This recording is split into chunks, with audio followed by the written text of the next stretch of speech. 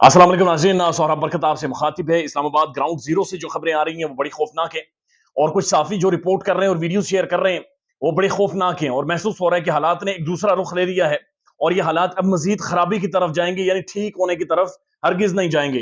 दूसरी तरफ काबीना का जो इजलास हुआ है वहां पर काबीना के वुज़रा ने दरखास्त की है कि उन्हें और उनके बच्चों को और उनके घर को रेंजर्स की सिक्योरिटी दी जाए, यानी कि वो आम सिक्योरिटी पर अब राजी नहीं हो रहे क्योंकि हालात इतने ज्यादा खराब हो चुके हैं। शहबाज शरीफ साहब का काम बनता था कि वज़ीर आज़म थे, मामलात को ठंडा करते, सबको सीने से लगाते, लेकिन उन्होंने एक दफा फिर इमरान खान को पर तनकीद की है और तनकीद पिछले 4 5 6 सालों से पहले से शुरू की, जिसका ना सर था, ना धड़ था, ना पांव था। और साथ साथ एक तो वो रिटर्न चीज पढ़ रहे थे तो कोई समझ नहीं आया किसने उन्हें लिख कर दी हुई है। 1 सेकंड ऊपर देखते थे, 2 सेकंड फिर नीचे, फिर 1 सेकंड ऊपर, फिर 2 सेकंड नीचे।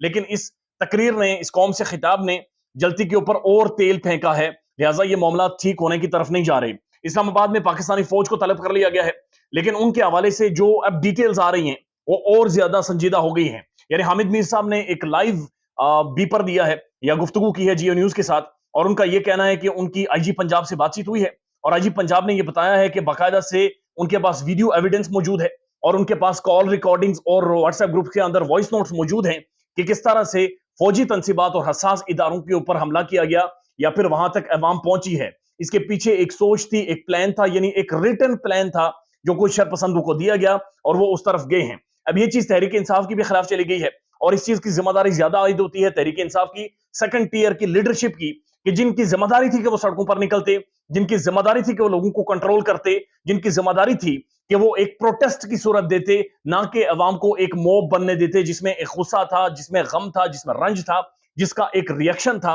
और वो रिएक्शन शायद बहुत सारी लाइनें क्रॉस कर गया है और इतनी लाइनें क्रॉस कर गया है कि जिसका खामियाजा शायद पूरी अवाम को, पूरे पाकिस्तान को भुगतना पड़ेगा जिस तरफ ये हालात चले गए हैं। हामिद मीर साहब ने यह भी रिपोर्ट किया है कि तकरीबन 7,000 से ज्यादा लोगों की आइडेंटिफिकेशन की गई है, उनके चेहरे देखे गए हैं और उनका रिकॉर्ड निकाला गया है कि जो कोर कमांडर हाउस में गए थे, जिन्होंने अस्करी टावर जलाया था, जो जीएचक्यू तक पहुंचे थे, 7,000 से ज्यादा ऐसे बंदे हैं जिनको आइडेंटिफाई कर दिया गया है और फौज उनके खिलाफ एक ऑपरेशन करेगी। Intelligence based operation Hamid Mir साहब के मुताबिक होगा और ये ग्रैंड ऑपरेशन होगा। लेकिन इससे फिर सवाल जन्म लेते हैं, अगर एक दफा फिर लोगों को उठाया जाएगा, मारा जाएगा, कुटा जाएगा आइडेंटिफाई करके, यानी इस मामले को क्या मार कुटाई से खत्म किया जा सकता है? क्या मार कुट कर लोगों को समझा दिया जाएगा कि ये तुम्हारा गुस्सा नाजायज है? क्या ये शरपसंदों को, जरूरत नहीं है कि उन शरपसंदों को आइडेंटिफाई किया जाए, जरूरत नहीं है कि उन लोगों को सामने लाया जाए, जरूरत नहीं है कि अगर इसके पीछे को पॉलिटिशियंस हैं या वो लोग हैं, वो थिंक टैंक मौजूद है या वो क्यादत मौजूद है जिन्होंने ये सारी गाइडलाइन दी है लोगों को और लोगों को इस तरफ लेकर आई है, उन्हें इबरत का निशाना बनाया जाए। यानी मेरी जाती समझ के मुताबिक अगर मजीद तशद्दुद होगा तो चीजें खराब होंगी। यानी इतना ज्यादा हो चुका है, गुज़श्ता 1 साल में लोग मारे गए, साफी कुटे गए, यानी घरों से उठाया गया, हर चीज हुई है पाकिस्तान में। लिहाजा अगर मजीद इस तरह की कार्रवाई की जाएगी कि लोगों को उठाया जाएगा, मारा जाएगा, कुटा जाएगा, उनकी वीडियोस बनाई जाएंगी तो और ज्यादा हालात खराब होंगे। इससे चीजें ठीक नहीं होंगी, बस बल्कि इससे चीजें खराब होंगी।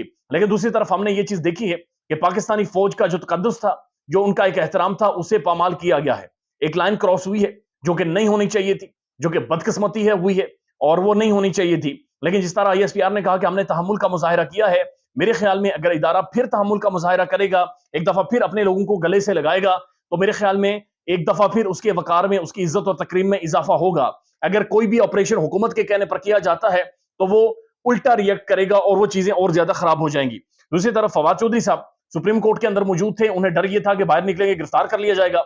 यानी कि अंदाजा लगाइए कि इस्लामाबाद हाईकोर्ट की जमानत के बावजूद असद उमर को गिरफ्तार किया गया, जमानत के बावजूद खान को गिरफ्तार किया गया, जमानत के बावजूद फवाद चौधरी को डर है कि सुप्रीम कोर्ट से बाहर निकलेंगे तो उन्हें भी गिरफ्तार कर लिया जाएगा। तो अचानक से सुप्रीम कोर्ट की बत्तियां बुझा दी, यानी लाइट्स ऑफ कर दी गई। सुप्रीम कोर्ट के अंदर एक डेड पिच अंधेरा कर दिया गया ताकि फवाद चौधरी बाहर आए और हम उसे पकड़े।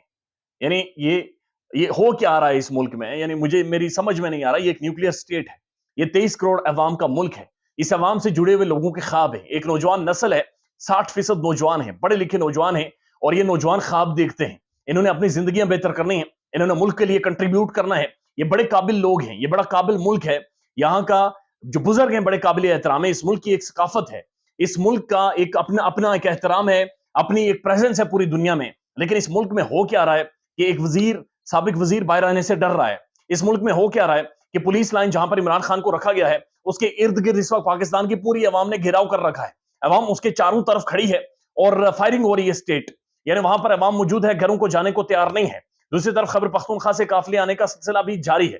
اس سارے جو ماحول بن گیا ہے، جو کڑمس کھڑا ہو گیا ہے، اس میں کس طرح سے اسے کول ڈاؤن کیا جائے گا، کس طرح سے اسے کام ڈاؤن کیا جائے گا؟ کیا یہ ریئیکشن پریمپٹ نہیں کیا گیا تھا، یا کیا ریئیکشن کو بڑھایا گیا ہے سوچ سمجھ کر؟ کیا ریئیکشن کو مزید بڑھایا جائے گا؟